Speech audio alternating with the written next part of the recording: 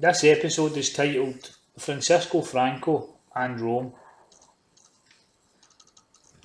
So Franco, he became the dictator of Spain only after he had destroyed the Spanish Republic during the Civil War. And I've got a quote here from Alberto Rivera. This is from his Alberto series, and this is from Alberto Part 1. And it's from Chick Publications. So it starts off, in the last half of the 1800s, Spain was going through political convulsions. Her Roman Catholic monarchy was tottering and the Queen was dethroned in 1868. Spain became a republic which only lasted for 2 years. Then the monarchy was restored until 1923. As political conditions grew worse, Spain again became chaotic. The Vatican was outraged when Spain chose once more to become a republic, and immediately the Vatican moved to sabotage it. During this time, from 1931 until 1936, about 5 presidents came and went. Spanish Roman Catholics were showing their contempt for the Vatican's power. They taxed church property and removed priests and nuns from teaching in public schools. 3 presidents had demanded 5 laws passed in Spain to block the Vatican's interference in the Spanish Republic. So these 5 laws were, the first one was all Roman Catholic church property was to be nationalised. Then the second was all Roman Catholic churches to be taxed. The third was no more schools in the hands of the priests. 4, all schools, convents and monasteries to be under the control of Spain. And then 5 was to recognise the Protestant religion. So these laws came to pass as a result of the discovery of the bodies of babies under the convents. The governments of President Batista and President Manuel Azaña demanded a national investigation be made of all monasteries, convents, Roman Catholic schools and church buildings. Many gravesites containing baby skeletons from nuns who had become pregnant were found in Spain and in Rome. By 1936, the Catholics of Spain were outraged and they attacked and destroyed many church buildings where these tunnels existed. Government doctors checked the bodies and reported that in most cases death was by suffocation. It triggered a bloody Catholic war against the Vatican. The Pope hired several divisions of Muslim mercenaries to fight under Franco to kill all Roman Catholics, Jews and Protestants who opposed them. The Islamic leaders were contacted. They owed a debt to the Vatican for double-crossing Rome over Jerusalem. When they had signed a concordat, they promised to help the Pope in a time of need, even to raise an army if he so desired. Now was the time. The Jesuits had done their work. The poor Spaniards would now suffer. Through secret negotiations, a huge Arab army was raised up under the command of General Franco. The Vatican financed this war machine to teach the Spaniards a lesson.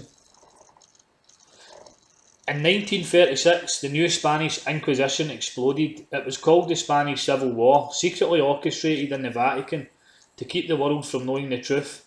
It was made to look in the news as if the Vatican was fighting the communists in a holy war. In actuality, there were only a handful of communists in Spain. The Roman Catholic institution had ordered a bloodbath on her own followers. The Pope excommunicated the heads of the Spanish Republic and declared spiritual war between the Holy See and Madrid. Under the banner of the Vatican, the Muslim forces invaded the Canary Islands and then attacked southern Spain. The Spaniards watched in shock as Cardinal Pedro Seguero led the Islamic army in slaughtering unfaithful Roman Catholic men, women and children without mercy. The Muslim troops were getting their revenge at last, under the blessings of the Pope. And then Alberto Rivera goes on and says, when I was 3 years of age, I can remember seeing Muslim troops invade our home. My family survived that terror and we were fortunate. When the Inquisition accomplished its goals, Spain was in ruins, bleeding and beaten, but safely back in the hands of the Vatican. General Franco eventually became the dictator of Spain. Franco's government was recognised August the 3rd, 1937 by the Vatican. just 20 months before the Civil War ended, about 4 million Muslim troops occupied Spain as the protectors of the Roman Catholic faith. Islam had paid her debt to the Antichrist sitting in the Vatican. And my next quote's from the book Days of Our Years. It's on page 462 to 470, and its writer's called Van Passen. And this is what we can hear of Franco's slaughter of Spanish Protestants. It starts off: the Vatican and the Catholic hierarchy took the side of Franco, Hitler and Mussolini against the Spanish democratic regime, invoking the pretext that Madrid was Bolshevistic. What Franco was doing in Spain, the Duke of Alva and the Cardinal de Granville had tried to do in the 16th century in Holland and Flanders, and Catherine de' Medici and the Duc de Guise and the savage Knight of Saint Bartholomew's in France. This was the oppression against which Calvin and William of Orange and the beggars of Holland and Zealand had revolted, and to escape which the Puritan fathers had founded a new republic in America. The struggle that Franco unleashed had nothing to do with Marx or Lenin. It was by virtue of our own Protestant logic and principles that the Spanish people decided spontaneously on a defence to the death against the fascist usurper. Rumours that Franco, who gloried in the expulsion of the Jews by Ferdinand and Isabella, was singling out the Protestants in Spain for special torture and the most ignominious death came not as a surprise to me. At Saragossa, fascist troops pillaged the Protestant chapel, befouling the Bible and the pulpit with their own ordure. The pastor and local liberals had their hands and feet tied and were left in the middle of the street to face 2 oncoming 40-ton tanks at Granada. The 2 Protestant pastors were seized and shot. The wife of Dr. Fernandez faced the firing squad of her husband after she had been raped by a number of Muslim troopers. In Aber Hernando in the province of Coerces, the Protestants were executed en masse. Pastors, men, women and children. In Badajoz, 3,000 persons were machine gunned in the bull ring. From the day General Franco attacked the Democratic Republic, the Spanish hierarchy with its Jesuitical and Contra-Reformation traditions shows that Rome has severed its last remaining link with Christianity.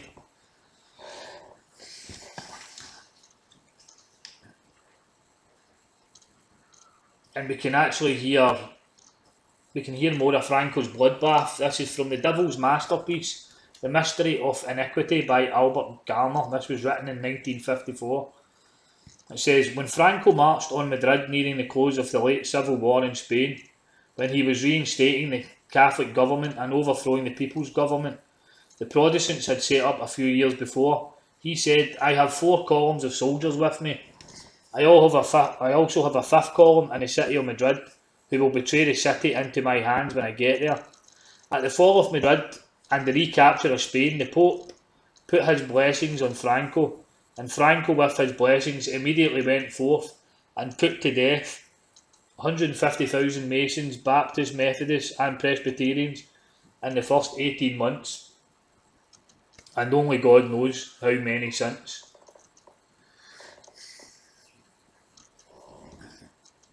So at the end of the Civil War, a totalitarian fascist dictatorship was set up and Francisco Franco became the dictator of Spain.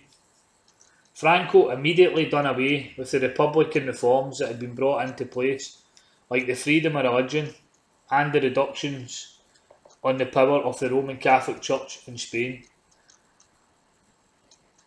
The Vatican once again reigned as master over the Spanish people.